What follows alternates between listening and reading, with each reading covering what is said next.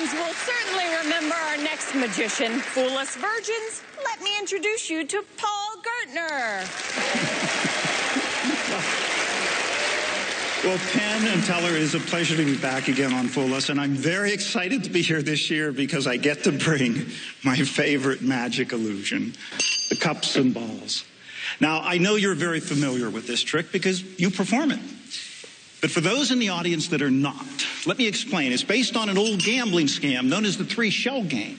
Now, part of the game is that the ball is soft. It's made of sponge. And the cup is solid. It's made of brass, metal. So whenever that ball is under the cup, you can't see it. And when the magician mixes them around, you can't hear it. And at any given time, the magician can make that ball disappear. Now, of course, well, Penn and Teller already know the secret to this trick. The secret to this trick is you use an extra ball. And you always hide the extra ball underneath the cup on your right.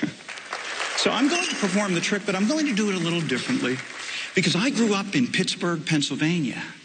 And in Pittsburgh, we manufacture steel. And when I was a kid and I was looking for a ball to do the trick with, I found one in my dad's toolbox. It was a steel ball bearing. You see, my dad was a steel worker in Pittsburgh. In fact, my favorite childhood memory of Dad is the day he and I shared a drink after work together. It happened in our kitchen. I was practicing this trick all day long. And Dad came home from work, hot, tired, and thirsty. And I said, Dad, would you watch my new trick? And he says, oh, okay, but first I need a drink.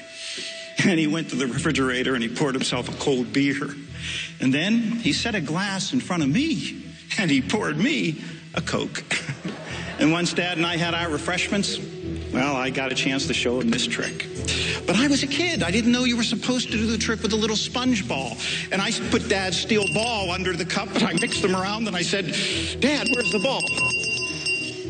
Of course, he knew immediately. And pretty soon I figured it out, that you can't fool anyone with a steel ball and a metal cup because of the element of sound, unless you could cause the sound in the ball to disappear and travel over here inside your pocket. Now, that's what it looked like the first time. I'll do that again. This time, Allison, I'll let you take a guess. If you watch the ball, take a guess. Which cup do you think I just slipped that ball under? Which one? Well, no, look, I'll explain, Allison. Remember, you always hide the extra ball underneath the cup on your right. But of course, Allison, in my book, no matter what you choose, you're a winner. You're a winner. 3 cups to 3 balls. Now we're ready to start the trick. Now, if you watch the ball right here, whenever I give it a little push, okay, it will actually penetrate right through the top, balanced on the edge. I'll do that again. This time the ball will go right through the top of not 1, but actually 2 cups, like this, balanced on the edge. But I want everyone to know exactly where the balls are. So whenever I place a ball under a cup, I'll give it a little shake and you'll hear it under the cup. Okay, and here we go. Ball number 1, under cup number 1. Ball number 2, under cup number 2. And ball number 3, under cup number 3. And if I take 2 of them invisibly, and I set them on the middle, and I give them a little tap, you see now, these 2 are empty, because they've all come together in the center. Thank you. Thank you. But you know, it is the end of the trick. And when I do this at trade show exhibits, this is the part that gathers the biggest crowds, so watch closely. You see, I actually take the ball out from under the cup, and I say to somebody, watch, I'll remove 1 ball from the game, like this. And then I put it in my pocket. And then I say, look, if I remove another ball from the cup, Penn, how many would that leave underneath the center cup? 1. Just 1, I think? Yeah, just 1. But if there's 1 there, you see there's another over there, and I'll show you how the trick is done. You see, I never really put the ball in the hand. I never put it in the pocket. But while everyone's watching the pocket, I actually can slip the ball under the cup, and it looks like it was there all the while. But if I really get rid of it, Allison, This time, take one last guess. How many balls do you think are underneath the center cup? 1, 2, or 3? I don't know, one. For you, Allison, I did all 3. But you know, you can't do this trick with just 3 balls. You need an extra one. And Allison, where did I say we always hide the extra ball? Right. Exactly. Underneath the cup on the right. But there's another extra ball right over there, and they're both pretty big, and they're both solid and pretty heavy, but underneath the center cup is the biggest one of all, because there it is. No, that's not it. That's the biggest one. But I can't figure out where it comes from. Thank you. Thank you. Oh, Penn and Teller, I told you this trick was inspired by my dad, which is why I can't help but think of him every time I do it, which is why in this cup I always keep Dad's balls.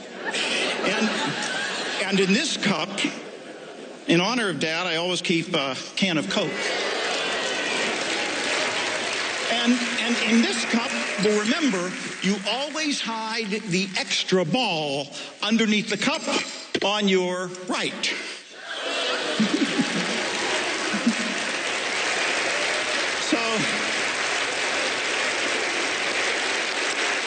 So, Dad, wherever you are, here's to you. Paul Gartner! Man, you've got balls. For many years. Gosh, just think, like, okay, I fooled Penn and Teller. I'm done. But you just have to try it twice. Well, this was my favorite trick. Yes. And it's just a treat to come and just do the cups and balls for them. Yeah. And I just couldn't do just the cups and balls. I had to throw a little kicker in. So, yeah, you seem to specialize in kickers. Yeah, well, I think all magic should have that. I mean, that's what magic's all about. It's about having that little moment at the end where someone thinks the end is there, and then all of a sudden, boom, you hit them one more time. Wow. Okay, you know? Time to see if they got it. Penn, Teller, what do you think? We first heard about you, Paul, doing the cups and balls, and it's not fair to say that you're just doing the cups and balls, because for hundreds of years, maybe thousands, people have done the cups and balls, and it's always been a visual trick. And your genius is making it also an audio trick. And that is something that from the first moment I saw you do it absolutely blew my mind. Having that sound to do at the same time. What people don't know, who don't know how the trick is done, don't know is that you found special sleights and special handlings just to deal with the sound. Yeah, if you were to write a book on this, which I imagine you will someday because it's so brilliant, you will have to have a whole separate thing on how you make the sounds come from a different place than they actually are and absolutely be beautiful like that. Also, in magic, you know that certain things are just compressible. We all know sponge balls are compressible. Mm-hmm. Indeed, almost everything else used in every magic act is compressible. We all know how to make all sorts of things look solid that are actually compressible. You cannot do that with ball bearings. And some people would say when they know how a trick is done that makes the glass half empty. But I think when we know how a trick is done, it makes the glass half full.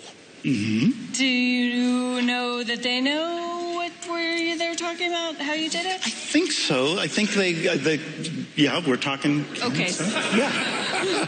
Listen, right. It's now a tie. You got us last time, we got you this time. Season 5, kick our asses. All right. Okay, thank you.